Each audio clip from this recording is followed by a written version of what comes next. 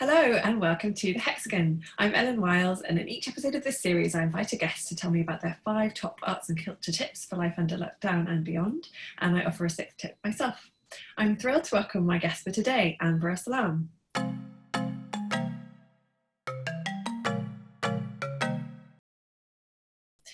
Anbara is half Palestinian and half Scottish, and she grew up in London. Anbara has a doctorate in theology, specifically in apocalyptic cults, and she now lives in Oxford. Her dark and delicious first novel, Things Bright and Beautiful, was published in 2018 by Fig Tree, a Penguin imprint, and I highly recommend it as a bonus tip for today.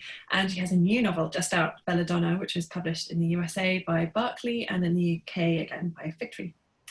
So Anbara, thanks for joining me. Could you start off by telling me briefly how lockdown has been for you, and have you found much time for arts and culture? No, thank you for having me.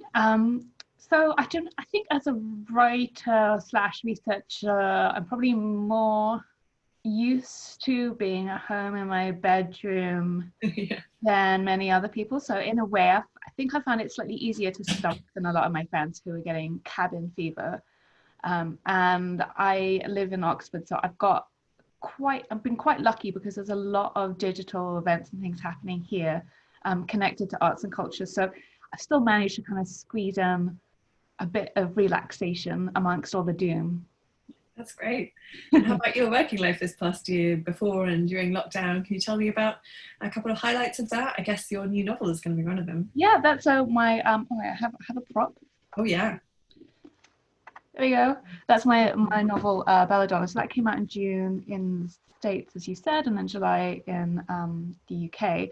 And it's been a bit weird having a book out during lockdown because obviously, you know, there's a sort of sense of anticipation. You're looking forward to being able to connect with people and to, I don't know, there's a lot of physical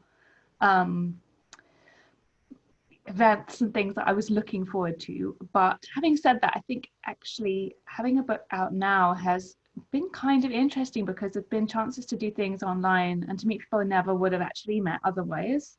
Specifically in the States, you know, where I wouldn't necessarily have got to, I don't know, Texas or Connecticut.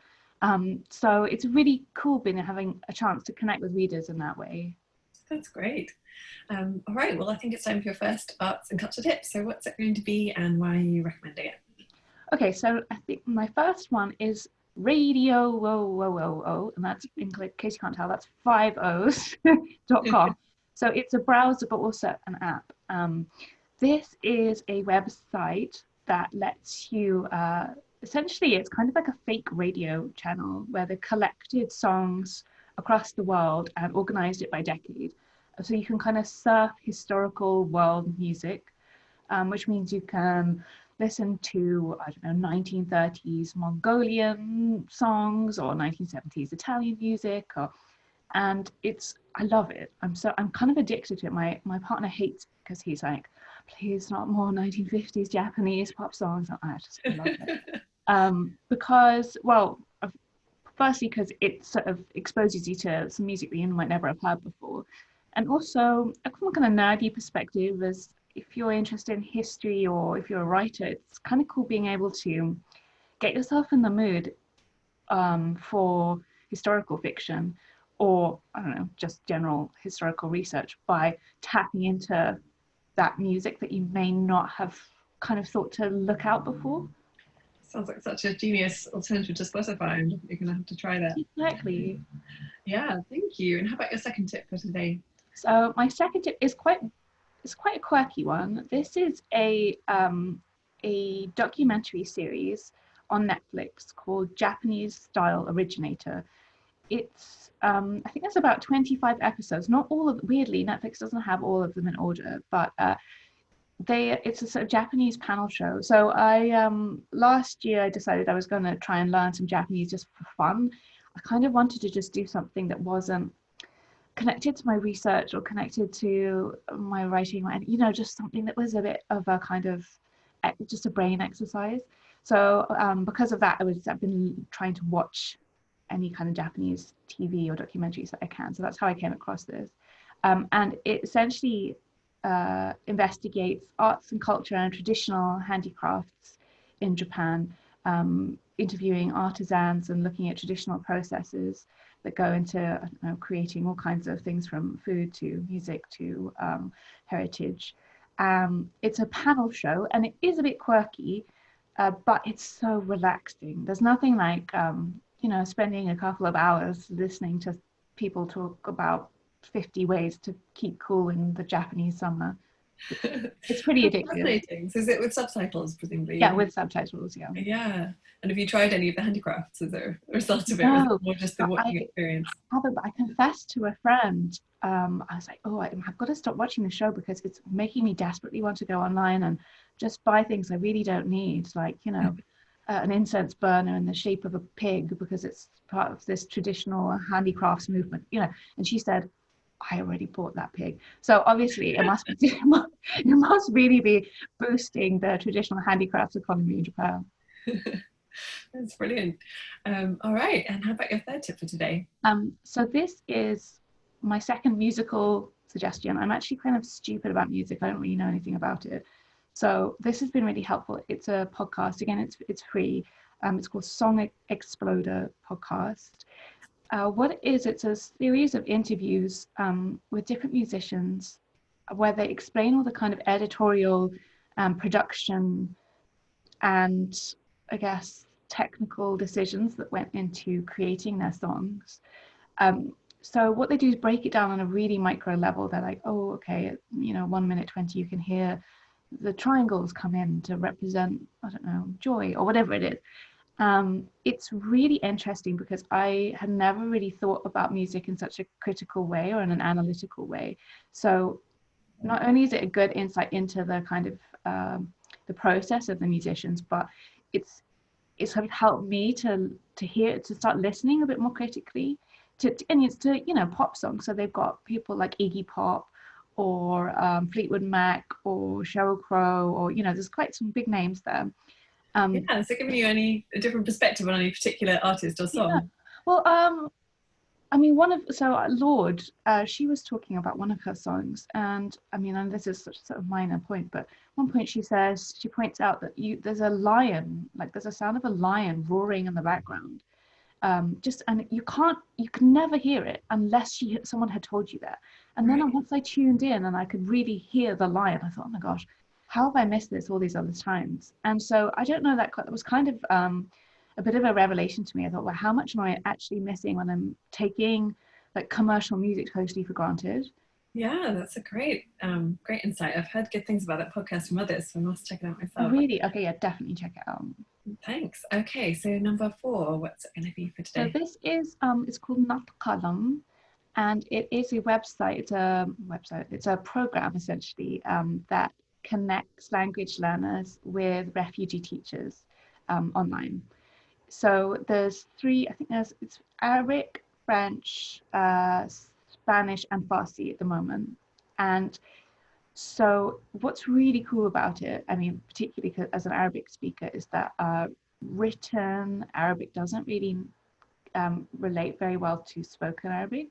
So even if you learn kind of in a traditional method, it doesn't necessarily mean that you can sort of chat to your taxi driver or whatever in the Middle East. So what is genius about NaTakallam is that it connects you to teachers who teach in dialect. So in Lebanese dialect or Yemeni or Sudanese. So you're actually really learning how to communicate if you're on the ground. And it's obviously it's for a great cause because the money goes to the teachers themselves, and it's quite cheap. So you can get one lesson for I think about £12 or a package of 5. So if you've ever wanted to just dip your toes in the waters of, I don't know, learning a little bit of spoken Arabic or Farsi or French or Spanish, then this is like it's a really ethical and fun and accurate way to do it. That's such a wonderful idea. And where are the refugees? Are they in different parts of the world? All around the world. Yeah. So you really could be connecting to anyone. But when you fill out your preferences, you could say, you know, I'd rather have, I don't know, like I ask specifically for young women because I want all the young women slang. Like I want to be able to chat like a young woman. So yeah, you can kind of like decide who you'd quite like your teacher to be, but they're based all around the world. What lesson did you do then when you? So I've been brushing up on my Arabic. Uh-huh. My Arabic is it's okay, but it's there's always a certain point in the conversation where I think, oh, yeah, I can't go any further, and I get totally frozen. I can do all the normal day-to-day stuff, but as soon as people start talking about politics, I'm out. So it's been really cool for that.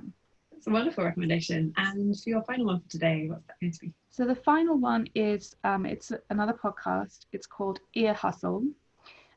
It is produced by an artist called Nigel Poor in association with the inmates of San Quentin prison in the States. It's a really interesting podcast. It's obviously, like, we all know the kind of structural problems with the American justice system. But what is interesting about this podcast is that because it's actually produced by and with the inmates themselves, it's a really kind of intimate look at everyday life of incarceration. It's funny, it's moving, and it's really well produced. It gives you a bit of insight into all these little aspects of daily life you might not have considered, the politics of snacks, or what it really feels like to go through the appeals process. So I really, really recommend that.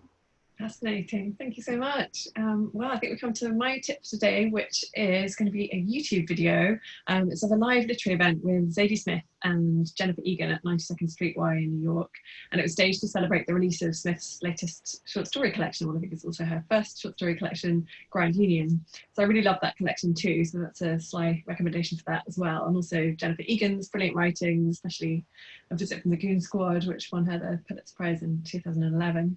So a great feature of this particular event is that Smith performs a complete story from the collection for the King. And then the two writers have this great conversation about craft and things like cultural appropriation, and then ranging to dancing in clubs and in Zadie Smith's apartment and trying to outdance her kids and all kinds of things. And she answers some audience questions too. So yeah, I love most things she writes, including her essays, and I'm really excited to read her new collection, Intimations, that she somehow managed to write during lockdown despite being a parent. So I'm looking forward to that too. So we'll post a link below this episode to all of these recommendations. So that's it for today. Thank you so much, Anbara, for sharing your recommendations. And thank you to you all for watching. And please check out the links to the tips for today. I hope some of them will inspire you wherever you are right now and however lockdown you are. And there'll be more episodes coming soon. So until next time, bye for now.